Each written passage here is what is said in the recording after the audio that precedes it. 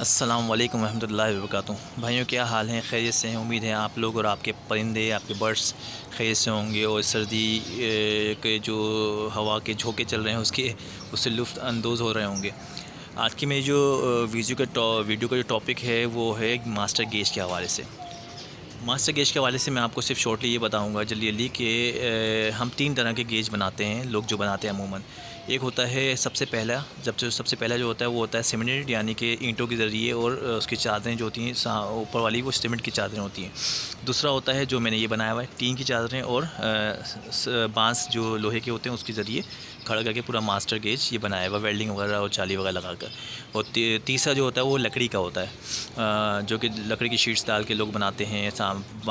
जो लकड़ी के बांस होते हैं उससे खड़ा कर देते हैं और वो सारा का सारा जो है सेटअप बनाते हैं। मगर वो अब इनके फ़वाइद मैं आपको बताऊं कि सबसे बेहतरीन और सबसे बेस्ट जो मास्टर गेज होता है वो सीमेंट का होता है, यानी कि आपने सीमेंट के पिलर खड़ा कर दिए और उस पर ऊपर सीमेंट की चादर डाल दी। उससे फ़ायदा ये हो जाता है कि गर्मियों में गर्मी का असर ज़्यादा अंदर नहीं होता और सर्दियों में सर्दी का असर ज़्यादा अंदर नहीं होता।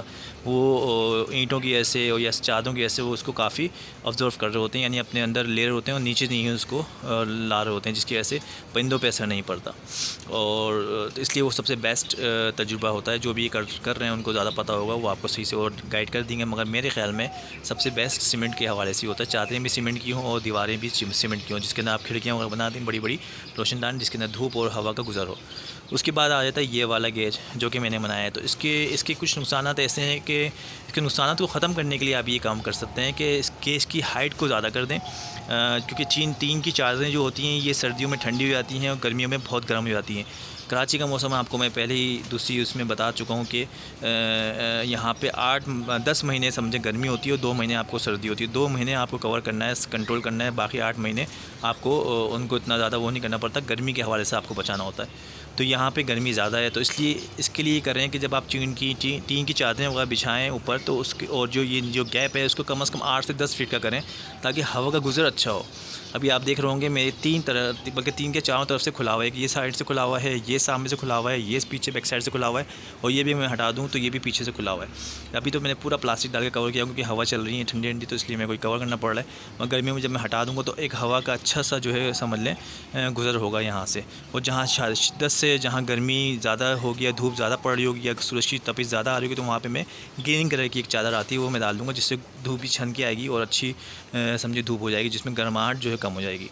तो ये दूसरा जो फार्मूला बता रहा हूँ आपको, फार्मूला ये मास्टर गेज का, वो ये इस तरह से है कि अगर आप इसकी हाइट बढ़ा दें और इसका जो है कम से कम 2 से 3 जगह से इसको खोल दें हवा के हवाले से, तो ये भी कामयाब हो जाता है। हाँ, फिर गर्मियाँ बहुत ज़्यादा शिद्दत जब होगी तो लाजमी आपको फ़ैन का इस्तेमाल, एग्जॉस्ट का इस्तेमाल, ये सब करना पड़ेगा परिंदों के हिसाब से, सही ना। अच्छा, फिर तीसरा आ जाता है लकड़ी का।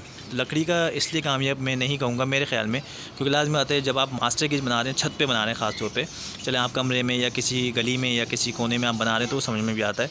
और जब आप छत पे बना रहे हैं जिसकी दीवारें छोटी हैं और चारों तरफ से आपको धूप का असर, बारिश का असर, नमी का असर, हर चीज़ का होगा, तो वहाँ लकड़ी ज़्यादा देर चल नहीं पाएगी, वो पायदार नहीं होगा मेरे ख़्याल में, आई थिंक। क्योंकि मेरी बात ये मेरे ख़्याल में बोलने का मतलब ये होता है कि मैंने ये नहीं किया, मगर मैंने जो अपने दोस्तों के पास दूसरी जगहों पे देखा है, तो उन्होंने तो ये मुझे यही कहा है कि नहीं यार, ये जो लकड़ी का होता है ये पायदार नहीं होता।